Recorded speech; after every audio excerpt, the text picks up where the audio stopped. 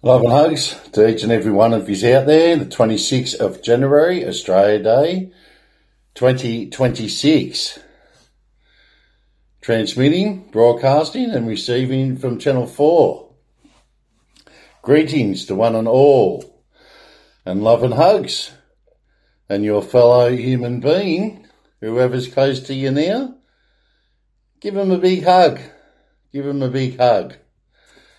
Because we're all going with the flow. You should all be going with the flow now. Let the cosmic energy, pure white light flow in. Go with the flow. Become the flow. Connect with the flow. Collect the flow. And direct the flow. Love, hope, faith, compassion. All right, esteemed ladies and gentlemen and citizens. Esteemed citizens. As we gather here today to celebrate our shared history, I invite you to reflect on the profound legacy of my ancestor, William Eggleton. Just sit back a bit. William Eggleton. He arrived on the ship Alexander.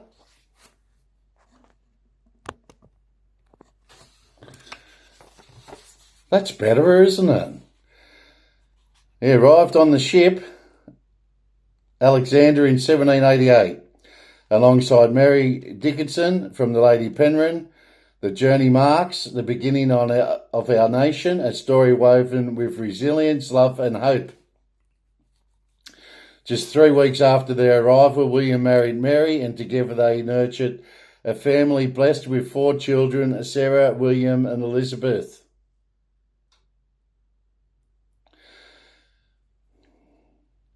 Their legacy embodies such as 3 of the children, Sarah, William and Elizabeth. Their legacy embodies the spirit of perseverance that has shaped our identity and continues to inspire us today. And I'm pretty sure they are around Prospect and around Campbelltown area where they sort of settled after Sydney Cove. As we commemorate,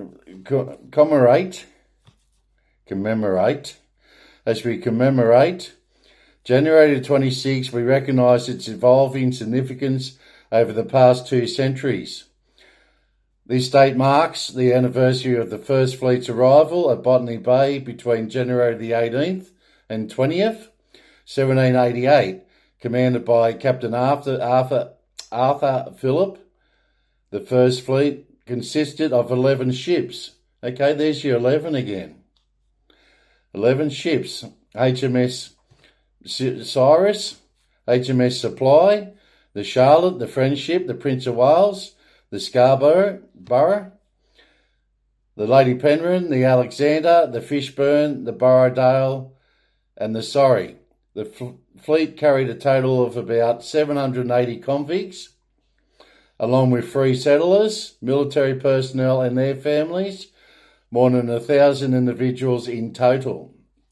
After finding Botany Bay unsuitable, Phillip anchored the fleet at Sydney Cove on January 26, where he raised the British flag and claimed sovereignty for King George III. This day has transformed into a national celebration inviting reflection, understanding and compassion for all. Let us journey through our shared history. In 1788, the First Fleet arrived at Botany Bay, but it was at Sydney Cove on January 26 that our modern history began. By 1808, the first unofficial celebrations were held by emancipated convicts to honour their new land. A decade later, Governor Lachlan Macquarie established formal celebrations for our 30th anniversary. In 1838, we marked the 50th anniversary with our first official public holiday for the general public in New South Wales. The year 1915 saw the first Australia Day fundraising event held on July the 30th, supporting our efforts during World War I. By 1935, all Australian states and territories collectively embraced the name Australia Day for January the 26th. In 1949, the Nationality and Citizen Act came into effect, establishing Australian citizen status for the first time. Finally, in 1994, this day was recognised as a uniform national public holiday across all states and territories. Today, January 26 is experienced in profoundly different ways. For many Australians, it represents national pride, filled with celebrations such as the Australian of the Year Awards and citizenship ceremonies. Yet for our Indigenous brothers and sisters, it marks the onset of dispossession, a painful legacy. As we reflect on this day, let us embrace love, faith and compassion. Together, we embrace on our loving healing journey for humanity. We must recognise the deep spiritual connection that binds us to this sacred land we call Australia. We are all stewards and caretakers of this beautiful country, united in our responsibility to honour and respect its heritage. As we wave our national flag with pride today, let it be a symbol of unity, hope and a shared future for all Australians. The Day of Mourning, initiated in 1938, serves as a poignant reminder of the resilience of our Indigenous communities. Their stories of survival and strength are essential to our shared history. It is our duty to listen, learn and honour their wisdom as we move towards a more inclusive future. For all humanity, let the healing process begin. It's begun a while ago now. As we approach 2026, I encourage each of you to engage in meaningful conversations about the significance of this national holiday. While opinions may differ, we can find common ground anchored in understanding and unity. Let us create a future where all Australians feel valued and embraced in our nation's narrative. We gather not only to celebrate our history, but also to honour our shared identity. Let us commit to actions promoting reconciliation, such as attending community events that celebrate Indigenous culture and traditions. Together we can deepen our connections and reflect our common humanity. In this loving and healing process, may we cultivate a community where hope flourishes. Let every voice be heard and let us walk hand in hand on this sacred land. I urge each of you to embrace this moment to reflect, connect and build a future that honours the diverse tapestry of our nation. Very, very young nation.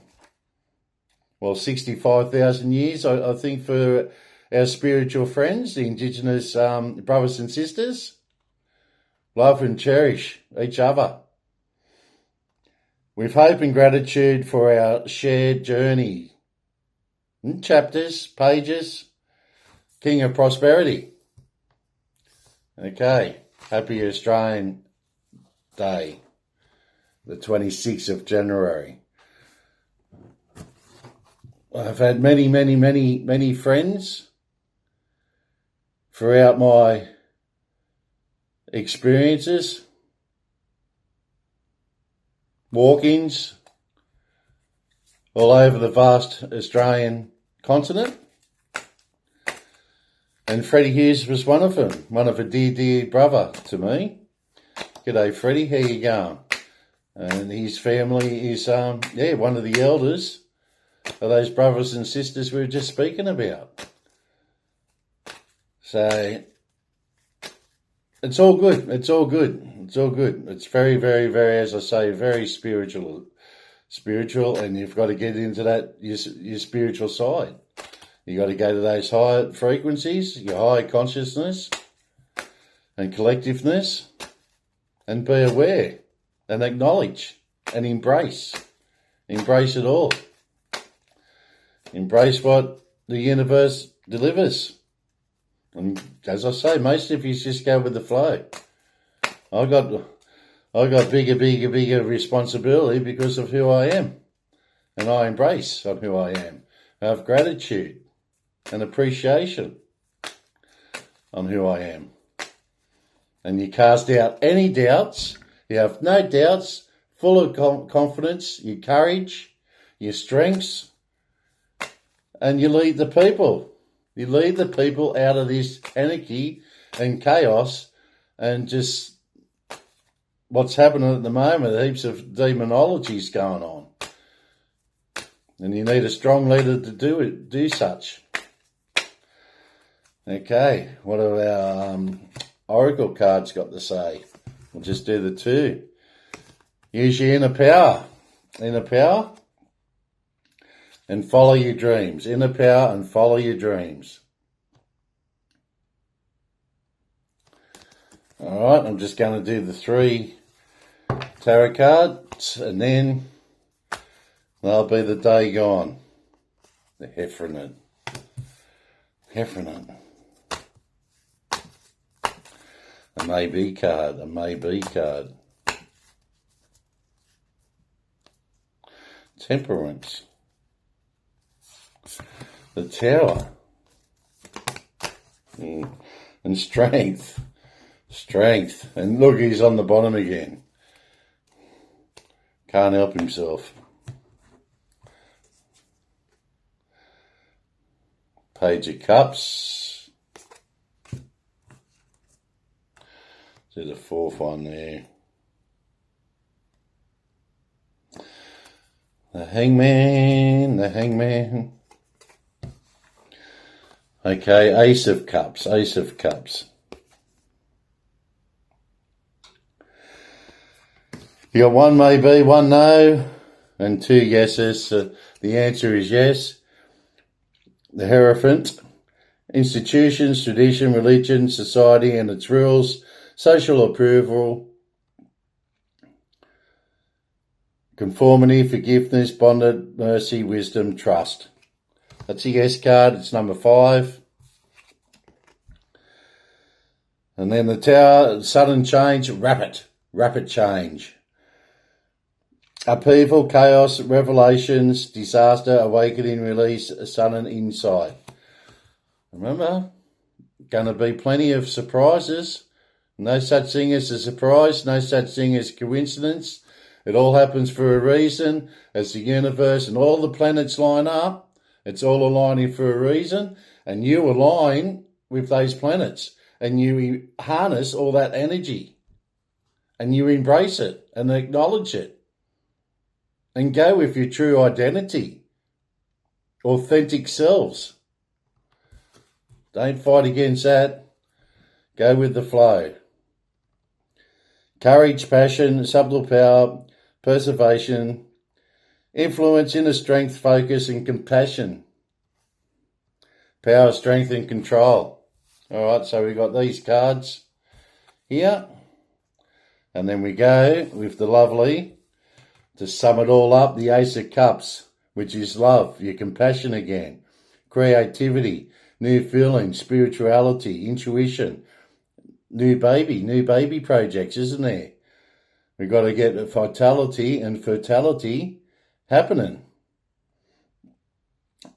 Proposal and marriages. Pioneering, leading, alpha, dominance. I am the alpha and omega. Who said that? I wonder. Dominance, ambitious, and originality. All right, peoples. As I say, love, peace, and light. Happy Australia Day. Hey, we've got over the 200 years. That's saying something at least, isn't it? Especially barren country. And love and hugs out to all brothers and sisters in all walks of life. As I say, we are earthlings and having a spiritual experience in human form. Okay. Just put these cards away. How we always go out.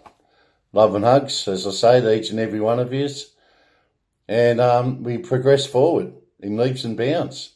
And we start going after all this darkness and all these dark, insidious critters.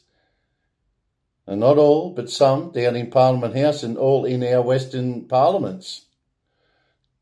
King of Prosperity here to assist and help humanity up into higher consciousness. Name of the Father, the Son, and the Holy Ghost, amen. Channel 4. And bye for now. Happy Australia Day.